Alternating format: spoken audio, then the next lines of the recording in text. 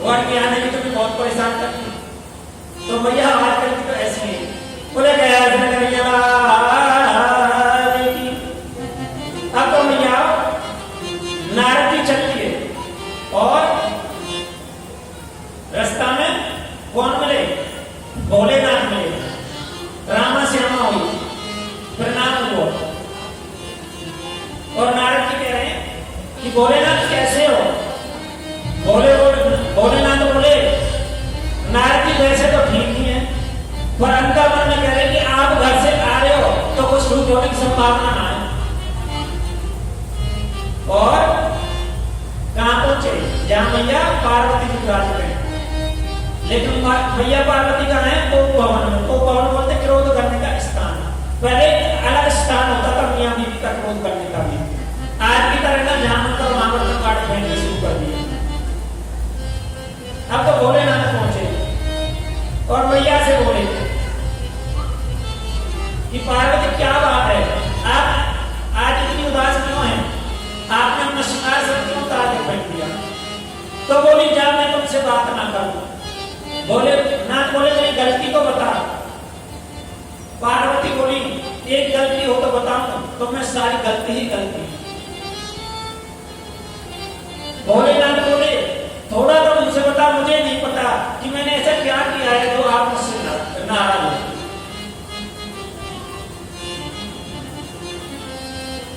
बोले अब मैया पार्वती बोली आप तो तन के भी काले हो और अंदर के भी काले हो। आपसे सभी सही कहते हैं औगड़ दानी, अर्थात जिसको कोई प्रीत ना हो वो औगड़ दानी। आप बहुत काले हो, जाओ मैं आपसे बात नहीं करती। आपने जितना विस्तार गले में धारण किया है उतना ही विष आपके हृदय में भी है। मैं आपसे बहुत प्यार करती थी, लेकिन अब मैं आपसे बिल्कुल भी प्रेम नहीं करती। आप स्वार्थी हो, मैं आपसे प्रेम नहीं करती। बोले बोले महादेव की। भोले बाबा ने बहुत प्रकार से मनाया। अंत में मां पार्वती की मान गई और बोली कि मैं आपसे इसलिए क्यों दूं कि आपने अपने गले में जो ये मुंडों की माला डाली हुई है, आज तक मुझे आपने कभी नहीं बताया ये किसके मुंड है। तो भोलेनाथ ने कहा बस पार्वती जी इतनी सी बात, ये भवानी तुम्हारे ही मुंड है। तुम जब जब भी जन्म लेती हो और इस शरीर को त्यागती हो तो मैं तुम्हारे मुंडों की माला बनाकर अपने गले में धारण कर लेता हूं। अब तो इतना सुनना था और मैया पार्वती भोलेनाथ से और भी ज्यादा क्रोधित हो गई और बोली अब तो मैं तो कभी सदा भी बात ना करूं और मैं चली अपने पिया। बोले बोले महादेव की। अब ज्यादा तकरार हो गया।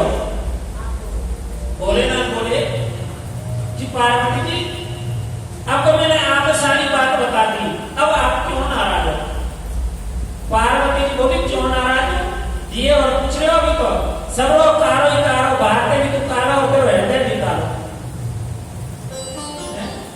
अभी तक तो मैं सोचे केवल तेने मंडन के बारे में ही ना बताई, तेने तो मुझे बहुत कुछ छुपाया। और नारद जी सही कह गए कि भोलेनाथ बहुत कुछ छुपा, मैया आपसे बहुत कुछ छुपाया हुआ है। आपने तो नहीं जाने मुझसे कितनी बात छुपा रखी है। आप तो जैसे हो सदा वैसे ही रहो और मैं बार बार मरूं और बार बार जन्म लूं, और आप जो हो हमेशा वैसे ही रहते हो। अब मैं आपसे जब तक बात नहीं करूंगी जब तक आप अपने अमर होने के कारण मुझे नहीं बताओ। तो भोलेनाथ ने कहा कि पार्वती जी ऐसी कोई बात नहीं है, मैंने देखो अमर कथा पाठ की हुई है जिसके कारण मैं कभी नहीं मरता, लेकिन तुमने अमर कथा का पाठ नहीं किया होगा जिसके कारण तुम्हारा बार बार जन्म होता है और बार बार मरण होता है। अब तो पार्वती जी बोली कि हमें भी अमर कथा सुननी है, हमें भी अमर कथा सुनाओ।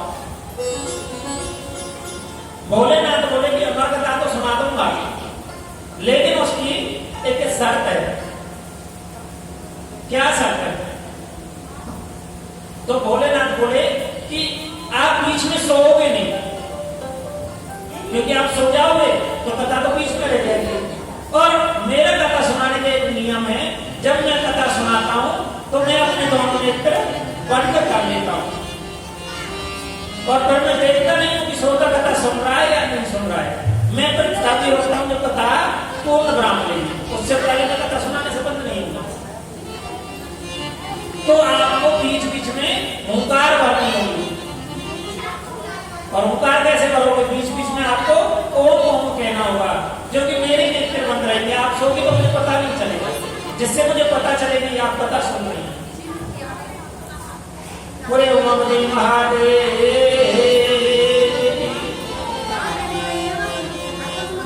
और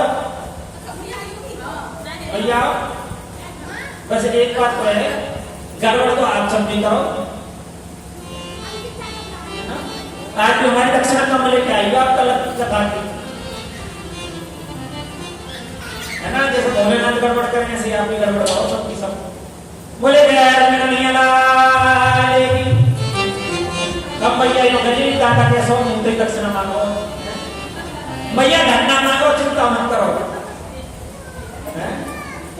कल भैया आपसे कही गई कि सिंगल नानो पांच आनो कम से कम घर से, और आप सिंगल आए हो। यह दक्षिणा की बात है, ये भैया अभी अटैक पड़ जाता है करते महाराज हो। अम्मा जो कहते कि सिंगल ही हम तो सिंगल ना है, घर में पोते भी है, पोती भी है, सिंगल कैसे महाराज?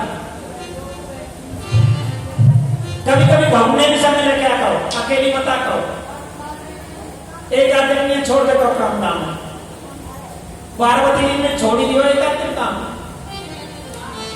बोले भगवती महादेव की मैया। देखो एक चीज बताओ, जितना हमारे कर्म में उतने तो हमसे कोई छीन ना सके, और जो लिखो ही ना नसीब में वह कोई दे ना सके, यही कठोर सत्य है। तो मैया देखो आप एक चीज बताओ कि जो धन होता है ना, ये केवल भौतिक जरूरतें पूरी करता है, जो हमारे अंत समय काम आएगा वह ये कागज रूपी धन काम नहीं आना, ये तो सब यहीं पर रह जाए। ये सब धन तो यहीं पर रह जाए। वो नरेंद्र मोदी जी ने रात के 12 बजे घोषणा करी और सब धन फिर तो करने हमारे साथ जो धन जाएगा वो धन कौन सा है? वह धन है ठाकुर जी का नाम। और एक बात बताऊं भैया, जहां ठाकुर जी के नाम का स्मरण हो रहा हो, वहां हमें स्वयं तो जाना ही चाहिए, लेकिन अड़ोसी को, पड़ोसी को, अपने भाऊ को जरूर साथ लेकर जाना चाहिए, क्योंकि वही सबसे बड़ा धन है। अगर अपने जीवन रहते हुए आपने एक व्यक्ति के अंदर भी ठाकुर जी के प्रति लगन जगा दी, तो आप समझ लो उससे बड़ा कोई धन और कोई संपत्ति नहीं हो सकती। केवल वही परोपकार आपके साथ जाना है। आप हम सभी यही तो प्रयास कर रहे हैं। हम क्या कर रहे हैं? हम केवल यही तो प्रयास कर रहे हैं कि हरि को नाम स्मरण हमारे अंतर मन में हो जावे, हम उसको नाम कभी ना भूल पाए, यही तो प्रयास हम कर रहे हैं। और वैसे भी भैया आप कहते हैं कि भोलेनाथ की कृपा जिनके ऊपर हो उन्हें तो चिंता करने की जरूरत नहीं क्या है। भैया कहते हैं एक बार कर्ण और लक्ष्मी में आपस में नारद जी ने झगड़ा करवा दिया। मैंने कहा ना ये नारद जी जहां चले जाए वहां झगड़ा कराते हैं। कर्ण और लक्ष्मी में एक बार नारद जी ने झगड़ा करवाया। अब ये कर्ण और लक्ष्मी कौन है? ये दोनों बहन भाई माने गए हैं आपस में। कर्ण से क्या है कि कर्ण तू बड़ा है, ये लक्ष्मी तो खाना ना बड़ी बड़ी लोग है। जब कर्म होगा जब तो लक्ष्मी मिलेगी, जब कर्म ही ना हो तो लक्ष्मी कहां पे आएगी? और लक्ष्मी पे क्या है कि लक्ष्मी तू ही बड़ी है, ज्यादा पास तू ही ना होगी तो भोलेनाथ दुपत्ती नाते लगाने को दुपत्ती पैसा पे ही आएगी। भाई जब दुपत्ती आएगी तो पैसा से ही आएगी, ऐसे तो है भैया। बोले उमापति महादेव की।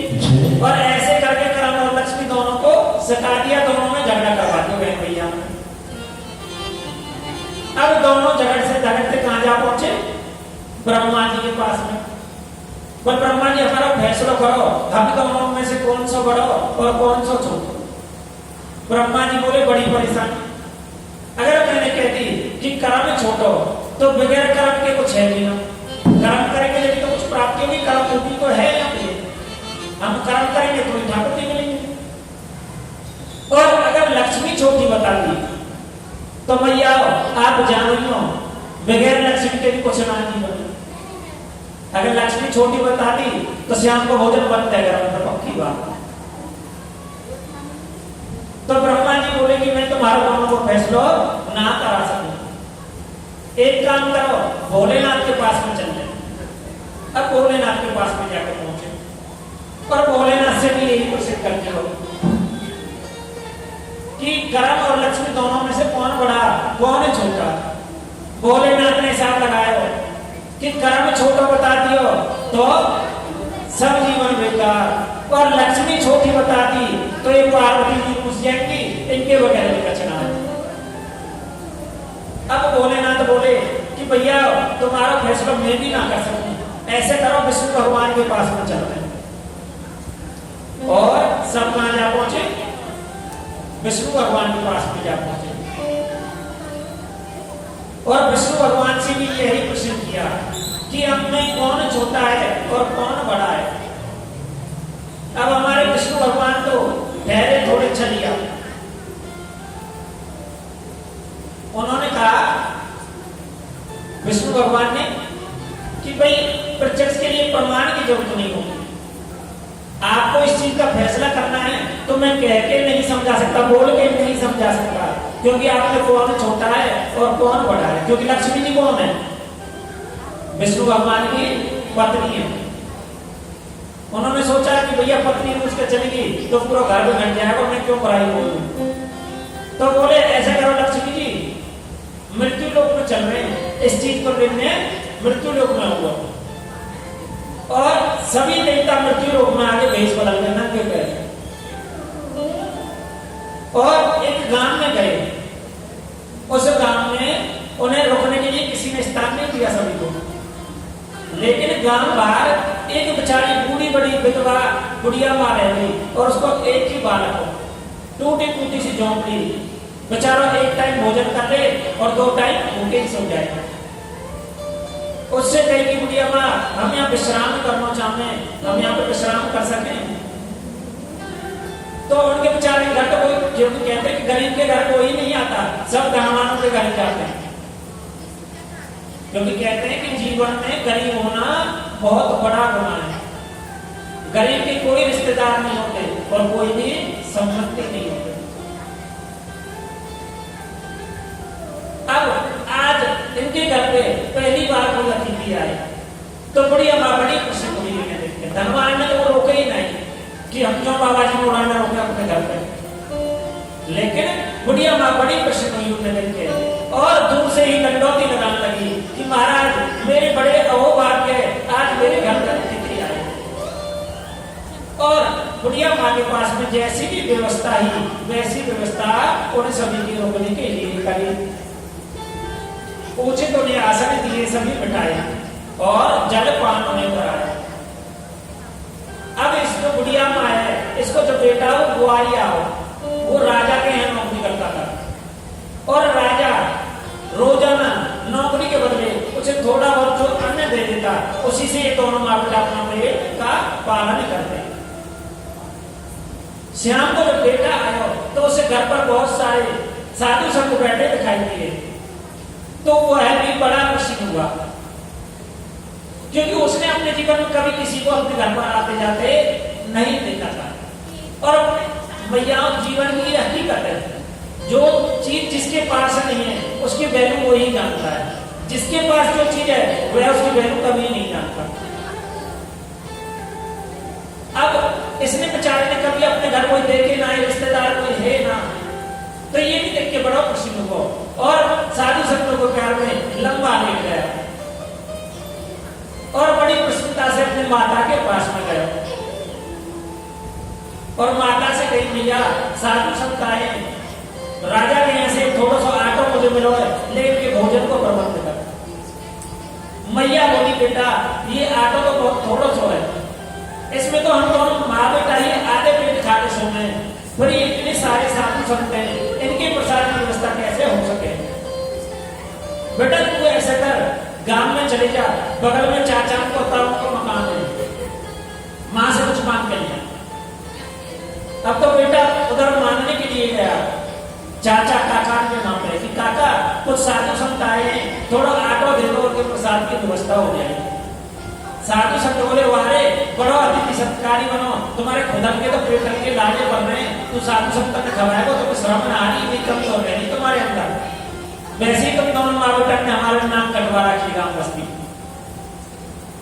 और कुछ ना किया उसे खा दिया पड़ा। इधर विष्णु भगवान ने नारद जी को इशारा किया और नारद जी से कहा कि बुढ़िया माँ के पास में जाओ और प्रसाद की व्यवस्था करो सभी के लिए। तो नारद जी ने कहा भैया बड़ी तेज भूख लग रही है, प्रसाद की इच्छा है, प्रसाद करवाओ। अब मैया बोली कि महाराज अभी कराती हूं, लेकिन नारद जी को नारद जी बार बार कहने लगे नहीं भैया आप अकेली हो, मैं आपका सहयोग करवाऊंगी, मैं आपका सहयोग करवाऊंगा साथ में। अब मैया इसलिए कह रही थी, मैया को पता है कि आटो ना है, कुटीला में आटो है ना, लेकिन बोले ना मैया लेके आ, ले मैया तू ना लेके आई तो मैं ही लेके आ। तो नारद जी कुटीला में गए और जैसे ही हाथ डाल उसमें बहुत सारा आटो भरो पड़ो। अब तो मैया भी अचरज में पड़ गई, मैया ने साफ लगा कि अवश्य कोई साधारण पुरुष नहीं है, ये दिव्य साधु। इधर बेटा दुखी मन से घर पर वापस लेटा, खानी याद तो किसी ने उसे कुछ दिया ही नहीं, लेकिन जब घर पर आया तो तरह तरह के बने हुए पकवान बेटा ने पाए। तो मैया से पूछो मैया ये सारे पकवान कहां से आए। तो मैया ने बेटा को बताई कि बेटा ये कोई साधारण साधु नहीं है, ये अवश्य कोई दिव्य साधु है। अब तो सबने रोज रोज के प्रभु ने भोग लगाया और प्रभु को भोग लगने के बाद सभी ने प्रसाद वितरण कर दिया और सुबह के लिए भी बच गया। अब तो प्रातः जब लड़का उठा तो अपनी माता से बोला भैया ये अवश्य कोई दिव्य साधु है, और भैया इन्हें देख के तो मुझे अपनापन लगे, मैं श्याम को जब तक राजा के वहां से नौकरी करके वापस लौटूं इन्हें मत जाने देना। और सभी को प्रणाम करके गया और सभी से कहा कि महाराज मैं श्याम तक जब तक ना हूं आप कोई भी जाना मत, यहीं पर विश्राम करें। इधर जब काफी दिन सभी देवताओं को पृथ्वी लोक पर बीत गए तो कर्मलक्ष्मी के मन में तो वही विचार कि कौन बड़ा और कौन छोटा। तो बोले भगवान से कि भगवान अब तो पृथ्वी लोक में काफी दिन हो गए, अब तो गुलाब जामुन खाने थोड़ी आए यहाँ पर, हम तो यहाँ पे ये जानने आए कि मैं कर्म बढ़ूं या लक्ष्मी बढ़ी है, तो केवल इतना ही जानना है। बोले तो भगवान ने कहा कि चिंता मत करो, तुम्हारी समस्या का प्रश्न का उत्तर जल्द ही तुम्हें मिल जाएगा। अब श्याम को जब वह लड़का वापिस घर पर लौट रहा था, गाय चरा कर राजा के वहां पर क्या करता था, गाय चराता था, ग्वालिया करता था। तो राजा की एक लड़की थी, वह मिठाई बांटती थी, मिठाई बांटती थी वह तब गुरुवार के लिए, और वह मिठाई उसने उस ग्वालिया को भी दी, उस लड़के को भी दी। तो उसने वह मिठाई खाई नहीं, बल्कि अपने कपड़े में बांधकर अपने घर पर ले आया कि मैं साधु जी महाराज संत लोग रुके हुए हैं, उन्हें मिठाई खिलाऊंगा। और लाकर वह मिठाई उन्हें संतों को दी। संतों ने मिठाई खाई तो संतों ने कहा कि बेटा ये मिठाई किस बात की है। तो उस लड़के ने कहा कि महाराज जहां जिस राजा के यहाँ पर मैं नौकरी करता हूँ उनकी जो लड़की है राजकुमारी है, वह मिठाई बांटती है। तो संतों ने कहा कि बेटा वो मिठाई कौन बांटती है। तो लड़के ने कहा कि महाराज वह अपनी शादी के लिए मिठाई बांटती है कि मुझे ऐसा वर मिले जो विष्णु भगवान के कंधों पर बैठकर आए और जिसकी परात में तीनों तीनों देव आए और तीनों देवियां आए, नवग्रह सभी देव 33 कोटि देवता उसकी परातियां में ऐसो वर में चुनूंगी। अब नारद जी ने कही तो बेटा ऐसे करियो, वो आते जाके कह दियो पर राजकुमारी तेरे साथ शादी मैं करूंगा और तेरी सल्तनत मैं पूर्ण करूंगा। अब वो बोलो महाराज ऐसा क्यों करवाओ, वो राजकुमारी को गला काट देगी, भला मैं कहां से विष्णु भगवान लाऊंगा, कहां से ब्रह्मा लाऊंगा, कहां से विष्णु लाऊंगा, आप क्यों मुझे करके मरवाओ, मेरी एक माँ है ये भी मर जाएगी मेरे दम पर। तो नारद जी बोले मेरे विश्वास कर कि सभी आएंगे तेरी शादी में। अब अगली बार जब राजकुमारी ने उसे प्रसाद दिया तो उसने प्रश्न करो कि राजकुमारी ये प्रसाद जो तुम बांटती है किस लिए बांटती है, राजकुमारी का अपनी शादी के लिए, कैसा वर चाहिए कि ब्रह्मा विष्णु महेश तीनों हमें 33 कोटि देवता हमें ऐसा वर चाहिए। तो बोलो ठीक है तो राजकुमारी मैं तेरे साथ शादी करूंगा। अब तो राजकुमारी ने वहीं पे पूजा को थाल वाले सब फेंक दिए और सीधे अपने बाप के घर जा पहुंची। राजा मालूम पड़ी तो जाके पूछी कि बेटी क्या बात है पता, अगर किसी ने उंगली दिखाई तो मैं उसकी उंगली कटवा दूंगा और किसी ने अगर तुझे आंख दिखाई है तो उसकी आंख में निकाल दूंगा, आखिर तू बता तो उससे किसी ने क्या कहा है।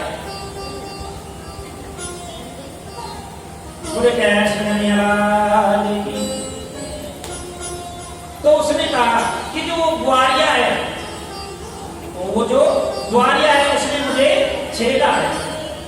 तो राजा ने अपने नौकरों को हुक्म दिया और उस ग्वारिया को उसके घर से उठवा के पकड़ लाए। अब तो सब चाचा ताऊ कहने लगे, काका कहने लगे हम कहे कि गुड़िया बहुत निकम्मी है, हम कहे कि ये साधु संत अच्छे ना रुके, ये अवश्य मरवा के छोड़ेंगे सब, ये माँ बेटा खुद तो मरेंगे ही मरेंगे और हमें और लेके बैठेंगे। अब तो गांव बस्ती में ऐसी बात होने लगी। इधर जब बुढ़िया मालूम पड़ी तो वो रोने लगी। तो नारद जी गए, बुढ़िया माँ क्यों रोती हो, क्या बात है। बुढ़िया माँ ने कहा कि महाराज आपने जैसे मेरे लड़के से कहा था ऐसे ही उसने राजकुमारी से कहा और राजा ने मेरी लड़की को कारागृह में डाल दिया और कल सवेरे उसे फांसी की सजा होगी। तो नारद जी बोले बुढ़िया माँ चिंता मत करो, उसे कोई फांसी की सजा नहीं होगी। तो नारद जी जाकर पहुंचे कहां पर, राजा की सभा में, और राजा से जाकर कहा कि आपने हमारे पुत्र को क्यों